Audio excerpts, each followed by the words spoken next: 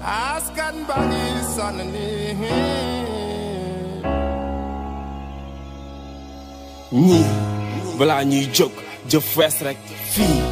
balaa ñuy coob dëgg ceeb des rek ñii xamuñu lu baax ñoom nay bees rek fii ku falu ba dem keneen gën a yées rek wërsëgu yàlla yaa ngi gën di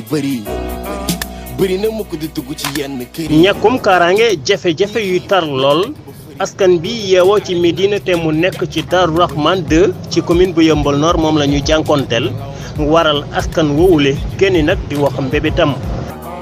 laajte mag ak maam ba léegi xaw ma lu tax ma dund ba nar di deedee te kenn naw ma ñaata nit te dee ci hôpital yi docteur yi bu ñu amul xaalis duñu laal malade yi dëkk bi mel ni dëkk bi illuminati yi ngir yàlla ak yoneen waay bàyyi nañu xool xalaat yi. ginnaaw bu ñu wëraale ci koñ boobule daanaka ñu duppee nag Médina te mu nekk ci bërëb bi di Darou Rahmane 2 mu nekk ci diggante commune bu Yeumbeul Nord ak bu Wakhinane Nimzatt nemmeeku nañu ay yoon yu yàqu xale yi sax xëyee di ko séq di ko defaraat kër yoo xamante ni kenn dëkku fa te dara waralu ko lu dul lii di mbënd ma ay samba booy jógee fu ne ñëw dëkk ci kër yooyu le ku génn ñu dogale la doon na it loo xamante ni daanaka ñi dëkk ci gox boobule moo di seeni mbébét. lesbiennes yi dootuñu leen fi boole nguuru sàcc ak fen nekk coole bata yu côté gaal yi dem bopp sa kenn di joole ndax foo la ñu tere sama maam ba muy dund def ñu tere woon fii foo la ñu tere néew di doole yaa ngi ci mbedd mi rek di yalwaan ñu ngi ñaan dimbal xeebuñu dara ñun lu ñu am jël ñu ngi laaj li fu mu jëm gisaguñu dara xamuñu fu ñu jëm njaboot gi dundatul njàng mi doxatul éducation amatul waaw fi dara dematul njaboot gi dundatul njàng mi doxatul éducation amatul fi dara dematul dara leeratul waaw yes góor jigéen yi léegi ñu am fi doole lesbiennes yi dootuñ leen fi boole nguuru sàcc ak fen nekk coole bata yu koste gaal yi dem bopp sa kenn di joole ay xale yu tuute jàng sàcc côté bi ngeen def benn bant waaw fii ci gannaaw ngeen def benn bant comme ñette rek ngeen def ko foofu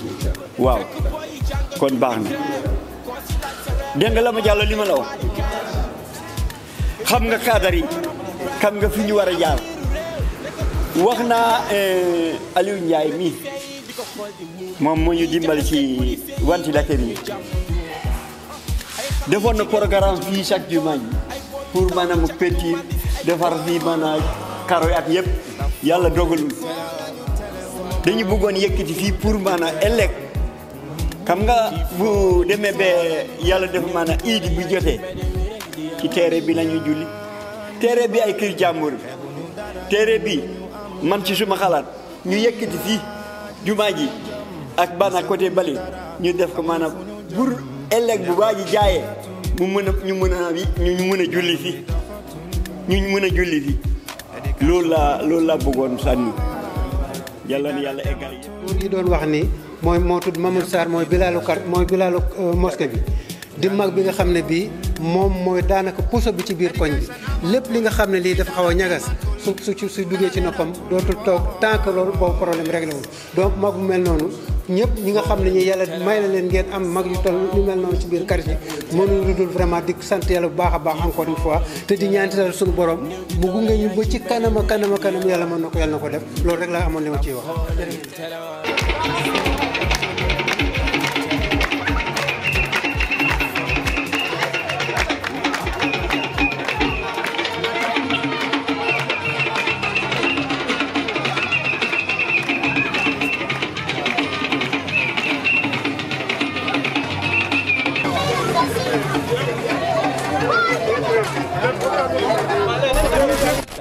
Abdourahmane Sall. Aujourd'hui, vous êtes sorti pour quand même parler, dénoncer les motifs de votre localité. Est-ce que vous pouvez en revenir? Voilà, donc aujourd'hui nous sommes réunis pour une journée de sensibilisation d'abord par rapport à la Covid-19, mais aussi une journée d'investissement humain par rapport donc aux attentes de notre quartier. Parce que nous avons senti le besoin de nous émanciper. Du point de vue quartier, nous voulons avoir une autonomie. Déjà, on a beaucoup de doléances qui ne sont jamais prises en charge au niveau de la mairie de Yeumbeul Nord. Nous interpellons directement donc le maire, M. Daouda Ndiaye, qu'il doit nous recevoir. On a tenté par plusieurs moyens pour qu'il nous reçoive. Jusqu'à présent, on n'a pas eu gain de cause. Nous avons senti le besoin de nous émanciper, d'avoir notre propre quartier qu'on a dénommé quartier Médine. Donc nous avons eu notre délégué qui est donc M. Nying Daouda et nous voulons avoir cette officialisation de notre quartier pour pouvoir porter les doléances de la population vis-à-vis des autorités étatiques mais aussi vis-à-vis des autorités municipales. Nous voulons qu'on nous reçoive en tant que jeunes, en tant que vieux et les femmes du quartier. On a besoin d'avoir notre nom, on a besoin d'avoir donc quelque part où donner donc nos revendications, nos préoccupations pour que cela puisse être pris en charge. Donc vis-à-vis de cela, nous interpellons encore une fois directement monsieur le maire Daouda Ndiaye qu'il nous reçoive. Nous ne sommes pas ses ennemis, mais s'il nous considère comme ses ennemis, il se trompe. Nous sommes là pour la bonne marche de notre commune qui est Yeumbeul Nord et tous les moyens doivent être réunis pour que nos occupations soient prises en charge. Et nous sommes issus du quartier Darou-Rahman 2. Vis-à-vis donc de cela, on n'a jamais senti cette partie de la localité qui est à cheval entre Guédiawaye et Yeumbeul qui doit être prise en charge. Déjà, nous avons une doléance de longue date qui est la route qui joint la station de Yeumbeul et le rond-point Gadaye. Nous sommes à cheval entre deux quartiers, entre deux communes, qui est la commune de Wakhinane Nimzatt et la commune de Yeumbeul Nord. Mais on ne se sent pas pris en charge par Yeumbeul Nord. C'est là où on est. On appartient à Yeumbeul Nord, on se déclare de Yeumbeul Nord. On ne veut pas aller quelque part ailleurs. On veut que notre maire nous reconnaisse à travers notre quartier, qui est le quartier Médine, que nous voulons avoir des papiers concrets, avoir notre chef de quartier qui est ici, M. Nying, avoir notre drapeau ici aussi. Donc, nous voulons cette reconnaissance étatique et que cette vieille doléance soit rétablie, soit donc concrétisée. Cette route-là, c'est un tronçon qui ne fait même pas 1 kilomètre. Il suffit d'une volonté politique, d'une volonté étatique pour que cela soit réglé. Voilà. Fatoumata Bintou Diallo moom it daanaka di ibaadu dëkk ci gox ba wax na jafe-jafe yi nga xamante ni ay moromam jigéen yi nekk ci bërëb boobu la ñuy jànkonteel. Fatoumata Bintou Diallo bokk ci quartier bi waaw ñun nag suñu quartier Médine la waaw léegi ñun jigéen ñi nag vraiment dañoo am ay jafe-jafe ci suñu quartier te boole wuñ ñu presque fi ñu war a bokk looloo waral ñun ñu bëgg am suñu chef de quartier bopp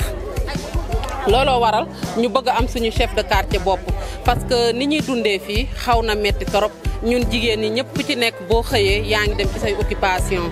insécurité bi am na fi presque lumière amul te aussi suñu xale yi aussi ñu ngi fii ku ci dem fi mu nekk dem école ba mënatoo dem école amul leneen looy def parce que amuñu ay centre de formation amuñu leneen lu ñuy def xale yu ndaw yi en général borom sareeti la ñuy topp te ñun ñëpp xam nañ ne loolu du wàllu xale yu jigéen ñi aussi ku ci jàng tuuti sa jàng soriwul amatoo leneen loo fi def parce que amuñu fi dara ci suñu quartier bi ñun nag jigéen ñi ñun loolu la ñuy xeex am suñu chef de quartier bopp am suñu quartier bu baax mën a jàppale suñu doom yi ku ci mën a dem ci école bi réussir ci baax na ku ci réussirul ci école bi tamit mais ñu am ay centre de formation yoo xam ne ñun suñu doom yi mën nañ faa jàng parce que ñun fii am nañ fi ay nit yu compétent ci matière yu bëri am nañ fi ñu jàng yor seen lijaasa yor seen xam-xam mais ñun bokkuñu ci dara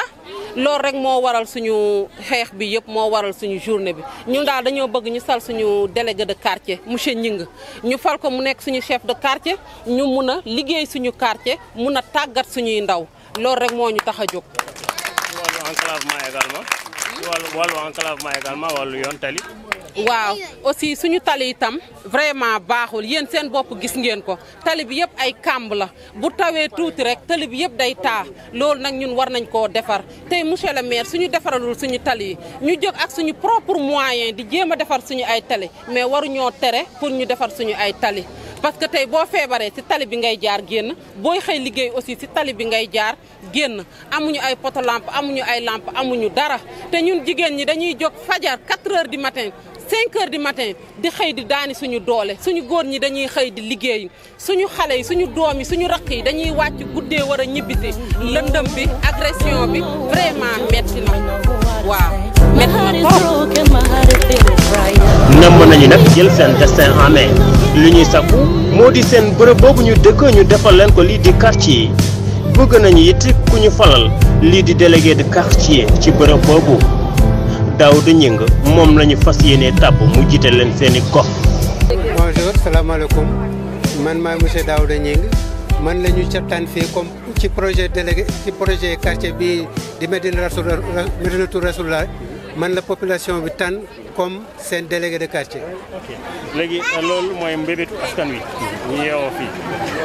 sa xalaat ci loolu nga dellu si waat également la moo waral choix bi ak jafe-jafe quartier bi. waaw xam naa fi nga mujjee lay commencé choix bi xëy na du ma mën a dugg ci affaire bu parce que vraiment xëy na population bi ñoo xam li ñu gis ci man ba tax ñu xëy jëluñ kenn ndax tan ma à l'unanimité loolu vraiment mënuma cee sori xëy na ñoom ñoo xam les raisons pour lesquelles ñu tan ma waaye man daal xam naa ne daal xam naa ne li may ñaan yàlla sunu borom mooy lépp li nga xam ne moom lañ foog ci man ba tax ñu tan ma comme délégué de quartier maa ngi ñaan ci yàlla sunu borom yàlla na bu ma leen mës a décevoir te fu ma toog guddi ak bëccëg suba ak ngoon maa ngi jéem a seet lu doxal suñu koñ muy quartier Médine bii Médine bu Yeumbeul Nord bi. mën nga dellu si waat ci jafe-jafe yi mën nga dellu si waat ci mbébétu xale bi koñ bi mbébétu koñ bi jafe-jafe koñ bi. waaw jafe-jafe koñ bi xam naa ne moom waa wolof yi dañ ne lii tag kenn du ko niit gis nga koñ baa ngi nii mën soo defee tuuru koñ bi benn poto lampe rek doo ko gis pratiquement obscurité totale. guddi ñoo ngi ci lëndëm bëccëg bi sax ñoo ngi ci lëndëm foofu gis nga waa Wakhinane Nimzatt dem nañ ba planté fii ay poto lampe mais dañu xëy dindi ko su yóbbu seen poto nee nañ daal parti boobu bokkul ci Wakhinane Nimzatt yooyu Yeumbeul Nord ñoo ko war a def malheureusement Yeumbeul Nord bi nga xam ne moom lañ bëgg guddi moom lañ bëgg bëccëg defuñu benn effort pour indi wàññil ñu obscurité bi wàññi bi mooy lan defal ñu ay lampe ci mbedd yi bi nga xam ne mbedd yi su leeree rek insécurité bi dal di wàññi ko waaye tant que ñoo ngi dund ci biir obscurité banditisme day gën a yokku insécurité day gën a yokku suñu xale yi jigéen ñi mag ak ndaw kenn ñemewu la génn à certaines heures parce que soo génnee soit ñu agressé la soit ñu viré wala rey sax xëy na ci suñu mbedd yi ñi nga koñ yee ngi ñu gis ne nga xam ne dañoo xaw a jege ndox yi parfois ay boo la xamatul nan ay bandi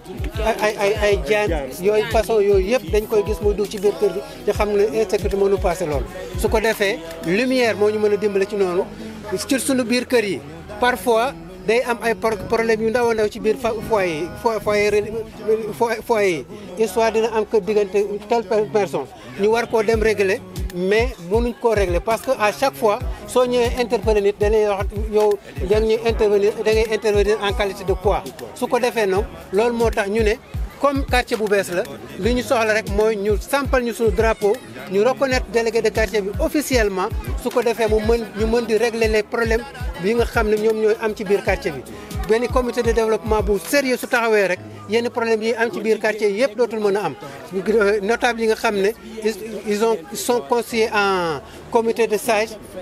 bépp problème bu ñu dégg ci kër rek dinañ mën a dem nuitamment régler problème boobu nga xam ne police du ci am yoon keneen du ci am yoon su ko defee en réalité lii ñuy def nii xeex bii ñuy defal nii pour ñu reconnaître suñu quartier monsieur le maire de la ville moom ci boppam moom lañ koy defal parce que problème yi nga xam ne moom moo ko waroon di régler à chaque fois balaa muy egsi ci moom dina fekk population bi régler ko à leur sein loolu moo tax ñuy xeex pour n'est-ce pas ñu reconnaître suñu quartier pour ñu mën a jël en charge les problèmes majeurs du quartier. Nous avons demandé à ce que le maire nous reçoive pour que nous puissions avoir au moins un délégué de quartier. Mais nous avons suivi en vain pour essayer de rencontrer monsieur le maire. Mais c'est un peu difficile. Je ne sais pas quelle est la raison pour laquelle monsieur le maire n'accepte pas de nous recevoir. Ce que nous demandons, et nous le demandons solennellement, à ce que monsieur le maire nous reçoive dans ses locaux pour que nous puissions discuter en face et que nous puissions avoir notre délégué de quartier. Ce que nous faisons là, c'est pour le développement, non seulement pour Yeumbeul, mais aussi pour le développement de notre quartier. Parce que ce sont des jeunes engagés et des jeunes qui sont là, intellectuels, qui sont là, qui sont attentifs, qui sont patients et qui travaillent dans l'obscurité. Et je m'en vais pour parler du mot obscurité. Vous voyez notre quartier, on n'a pas de lumière, il n'y en a pas. Et nos jeunes, pour sortir la nuit, on est dans l'insécurité incessante. Donc ce que nous demandons à monsieur le maire, c'est de nous recevoir et que nous puissions avoir un délégué de quartier et essayer de mettre quelque chose dans notre quartier, c'est-à-dire une action de développement dans notre quartier.